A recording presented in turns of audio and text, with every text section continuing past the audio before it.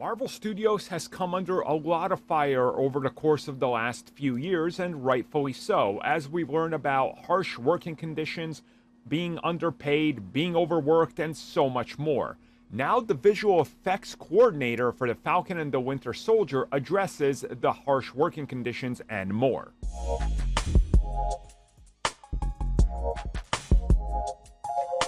So this comes at us from Alexandra Rebeck, who is and was the visual effects coordinator for Marvel Studios' Loki, the Falcon and the Winter Soldier, and other projects. So obviously, pretty important, right? I think that's safe to say. Anyways, if you look at her body of work, she's got a pretty good pedigree on visual effects and being involved with it.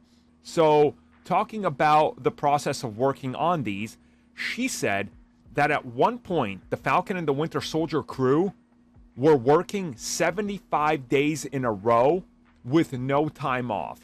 And the only time that anybody got time off was if they had a mental breakdown. And she says this is literally not acceptable. You can't do this. This is one of the things that is absolutely despicable. Saying that they were doing this, obviously, during the pandemic, and everybody was overworked. Everything was going horribly wrong pretty much everywhere. And as we recently found out, sometimes they were mandated to do completely new takes and, take new passes on visual effects and other things within days of when it was due.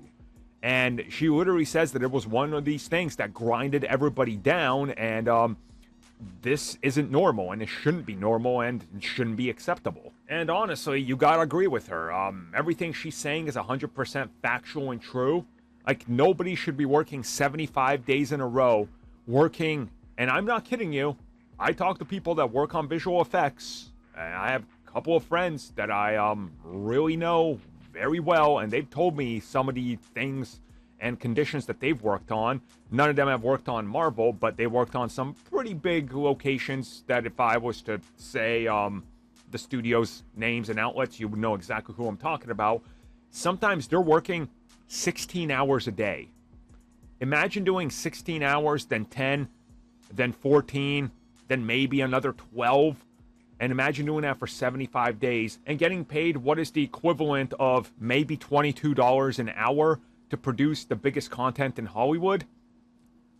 Agreed, not acceptable. And this is exactly why Marvel visual effects artists that work at Disney have voted to unionize. And this is why more are hoping to do this as well. So yeah, take a little longer to get the project out, but at least make sure that the people working on them aren't working 4 days, 5 days, 6 days with bare minimum sleep and then only getting a break if they have a mental breakdown after 70 plus days. That is completely unacceptable.